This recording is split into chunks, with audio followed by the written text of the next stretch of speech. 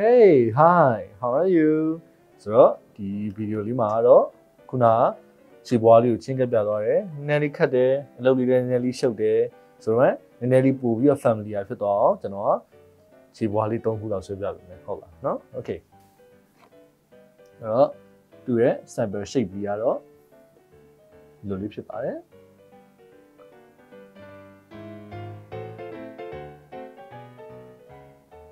လိုလေးဖြစ်တယ်ပေါ့နော် Okay ဒါလေးကိုရှိတဲ့နေရာကြည့်မယ်ဆိုရင်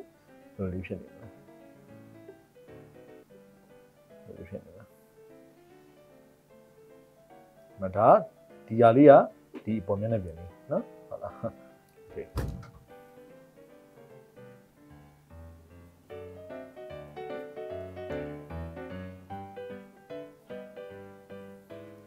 ပြင်ဘေးတိုက်ကြည့်မယ်ဆိုရင်ရောအလွယ်ဆုံးပေါ့နော်ဟုတ်လား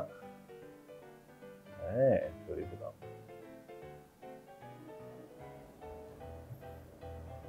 sorry နည်းရှိပါဟုတ်ပြီဆိုတော့အဲ့ဒီအပေါ်မှာရှောက်ပြီးစာပြီးဆွဲကြည့်မယ်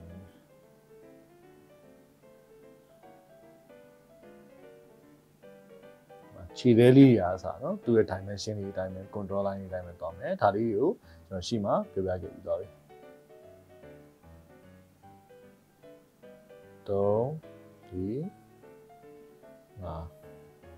ကိုချတာရဲ့ shape တွေရဲ့အပြင်ဘက်ကိုခြေချောင်းလေးကြော်ထွက်သွားလို့ဘာမှပြဿနာမရှိဘူးကြော်လို့ရတယ်နော်ဟုတ်လား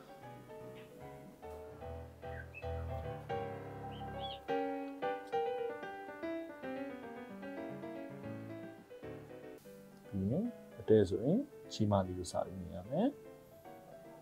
ခြေမျိုးလေးရှိမယ် Okay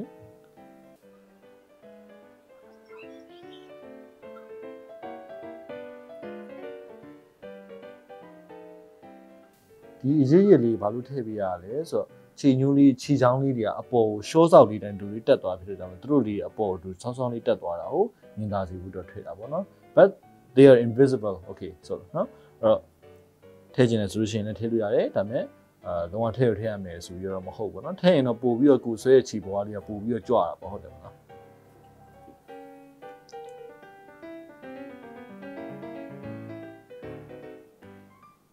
နောက်တစ်ခုကပေါ့နော်ဒါကတော့ do and don't လေး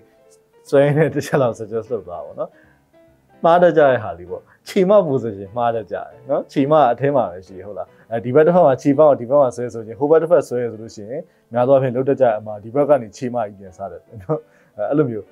တကယ်တော့ဟို sorry ဒီဘက်ကနေပြီးတော့ခြေမပြန်စားရမှာပေါ့နော်များသောအားဖြင့်ဟိုဘက်မှာသွားပြီးတော့ခြေမကိုသွားစားရကြအဲ့ဆိုလို့ရှိရင်မှားသွားနော်ခြေမနှစ်ခုလုံးကြီးသူတို့နှစ်ယောက်ဘီကိုကတ်လျက်ပေါ့နော်သူအတွင်းထဲမှာပဲရှိကြတယ်ဒီမှားတတ်ကြလို့ပါနော်ဒီဘက်ဒီမှာဒီလိုအတက်ဗျူးမှာဆိုရင်ဒီဘက်ဆွဲလို့ရှိရင်ခြေမကဟိုဘက်ရောက်သွားကြဘာလို့ဒီဘက်မှာကျခြေမကဒီဘက်မှာဆိုဒီဘက်မှာခြေမကဟိုဘက်မှာဆွဲရကြနော်တကယ်တော့အဲ့လိုမလုပ်ပါဘူးမှားတတ်ကြတဲ့ဟာဒီပါ Okay ဆိုတော့ဒီဘက်မှာဆိုရင်ခြေမကိုနည်းနည်းလေးမြင်ရမယ်ခြေတန်းလေးကိုပို့မြင်ရမယ်